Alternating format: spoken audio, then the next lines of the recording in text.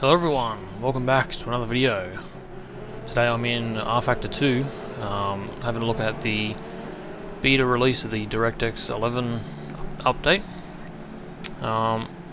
It's pretty good. It definitely has made a bit of a difference. I think this game still has a long way to go in terms of the visuals, but this is a good step in the right direction. But anyways, I'm on Barbagallo, which is a Western Australian track if you're not familiar with it, in the Honda Civic BTCC, and we've got 10 lap race. And we have the time set at 4 AM, which is a horrible time to be starting a race, but it's set at like 20 times speed or something, so we should see the sun rise throughout, which will be good. This is a pretty short track, it's only about a minute per lap, so it won't be the longest video in the world. So yeah, it's a bit of an interesting track-car combination, but they go pretty well. I personally feel like this track's actually a little bit too small for V8 supercars, which they run on it. But anyway, these cars feel pretty perfectly matched to it. So I'm not usually a big fan of front-wheel drive cars, but these are actually pretty fun. And there's not really many touring cars in rFactor 2, so I don't have much to choose from. One of the big reasons as a whole why I've not really played that much rFactor 2 is because the cars and trucks in the game sort of suck. But anyway, here we go, lining up on the grid. Okay. So I'm not super good at this track or car, but this video is more just to show you sort of partly how the visuals have updated. Along with this being a good track, part of the reason I chose this track is has a fair bit of artificial lighting and stuff like that, so it makes a fair bit of it sort of does definitely show off what this update can do. I've had to turn off post effects because I was getting some horrible bloom. I don't know if that's a bug with this beta.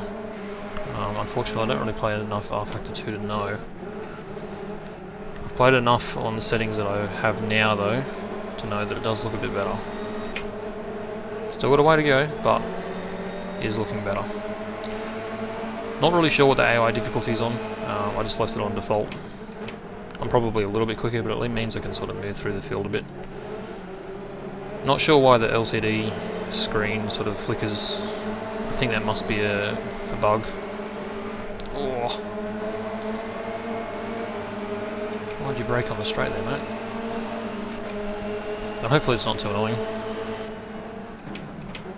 It does annoy me a little bit, but anyway.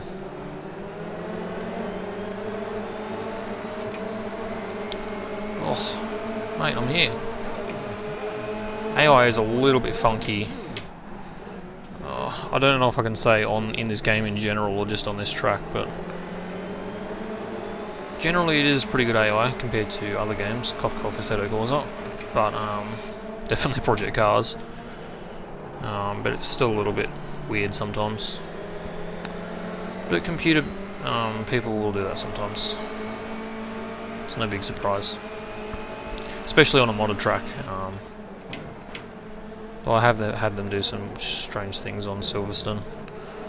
I was actually going to do this video on Silverstone, but I think this one's a bit of a nicer track. And hey, I see you coming over here, mate. This is my racing line. Okay, never mind, it isn't anymore. They do drive fairly aggressively in this game compared to Assetto Corsa. You can't just sort of get halfway up the car and then they brake. 0-1, I can do better. You'd like to be doing under 1 minute, but see how we go. As always, talking and racing is a little bit difficult. I do think this track probably doesn't look so bad compared to some of the other ones as well, because the muted colours are more how it actually looks in real life. I do feel like still rFactor 2, as far as the tracks go, a lot of the colours just seem to be a bit off. They seem way too pale. I don't know why. But I don't think it's something to do with the tracks themselves, because even this one looks a little bit pale at times. But anyway, I don't know. Maybe I'm just used to playing other games that have a little bit more rich colour. Because I mean the cars in this are bright, they're bright as bloody hell. You look at that red one up ahead when I get that in the headlights.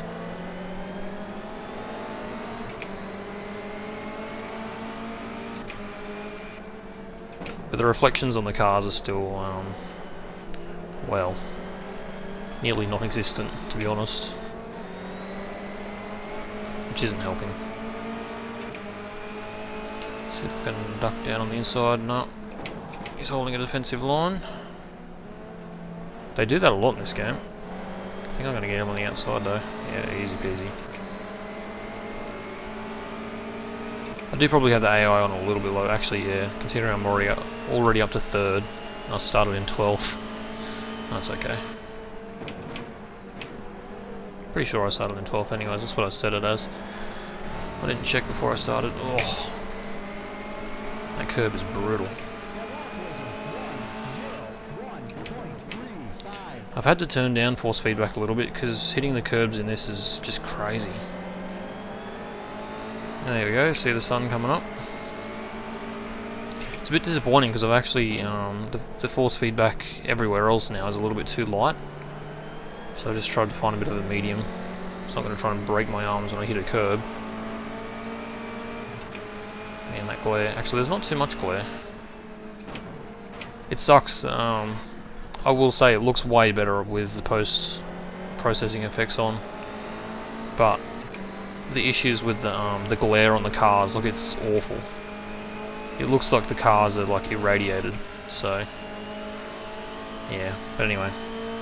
If anyone knows if there's a fix to that, please let me know, because they make the game look way better. As far as the FPS in the new update, look, it's got a way to go. With how the game looks compared to, like Assetto Corsa and iRacing, and how the frame rate holds up, this is definitely the lesser optimized of the three. It's hard to compare it to Automobilista, because Automobilista is sort of better and worse looking in different respects. I definitely think with the post-processing on this game has it on lockdown, but anyway.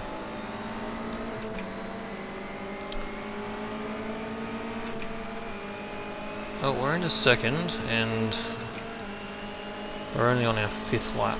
5th lap or 6th? I think we're on our 6th lap. It's a bit confusing because it uses like a lot of oversteer there.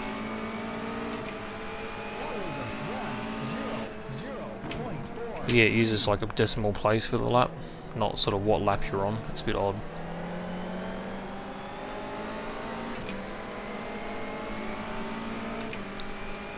Yeah, this track is the same one that was put into Assetto Corsa. I don't remember what the name of the guy is, but it was ported over. I don't know if it was ported over with permission or not, so hopefully it was, but who knows. That's why I had a fair bit of faith in this track, because I know in Assetto Corsa at least it was a pretty damn good one, so and it holds up in this one as well. A lot of the tracks in this game are very, like really over bumpy. I don't know why. It's like the old Assetto Corsa mod tracks. Oof.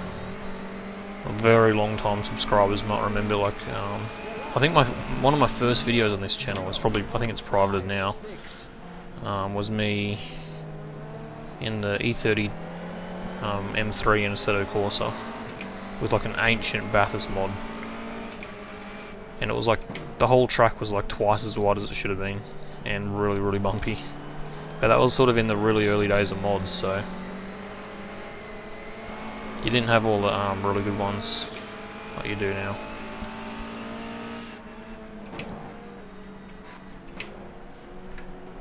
I remember back in those days, his name Snoopy's Nordschleife was considered the best mod of all time for Assetto Corsa, but it was pretty rough, to be honest. You did a good job considering What a big undertaking that track is, but still. Gone are the days of having to race on modded Nordschleife. Now we have a track in iRacing, Assetto Corsa and Race Room, which it feels fantastic in all three.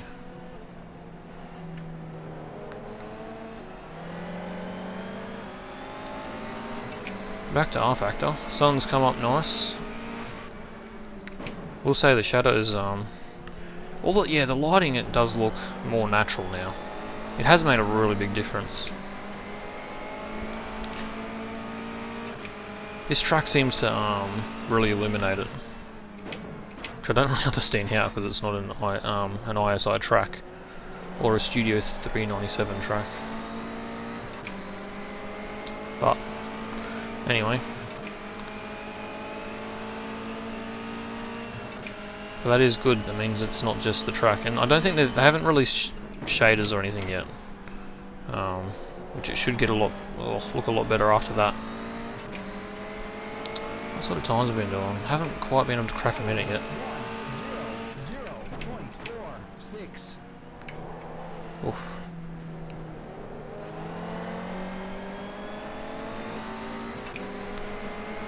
This is our last lap. Oh man. Alright, I've got to concentrate, try and take this guy. Try not to overdrive it. A decent run on him here, but I don't think I can quite take him.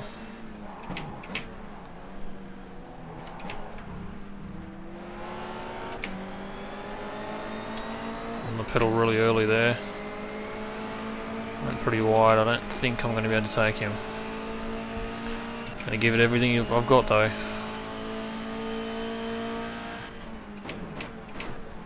Oh, the dive bomb. Can I stick it? I can stick it. Oh yeah. Nice. There we go. Number uno. Probably should have had harder people on, but still. That was good fun. Quite fond of the this BTCC actually, considering it's front wheel drive. Might actually have to pick it up for Race Room Racing Experience, because I don't own it in that. I reckon it'd be pretty fun. I'm sort of yet to really get back into Race Room. I haven't got into it. I haven't really played that much since my big break. I did turn it on once, just to jump in, had a run around the Nordschleife, and does still handle really well. It's really fun, so I definitely want to. I think here's pits. Not that I need to go into pits.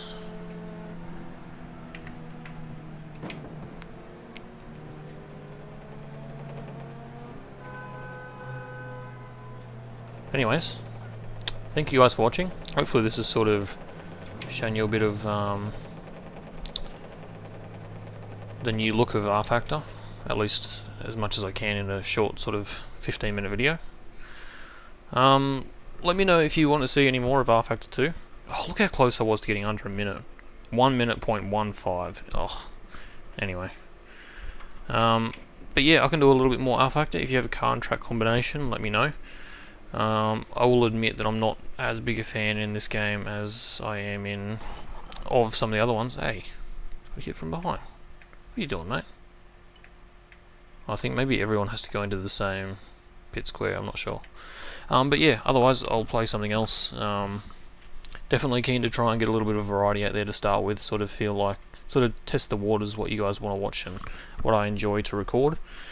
But anyway, until next time, goodbye.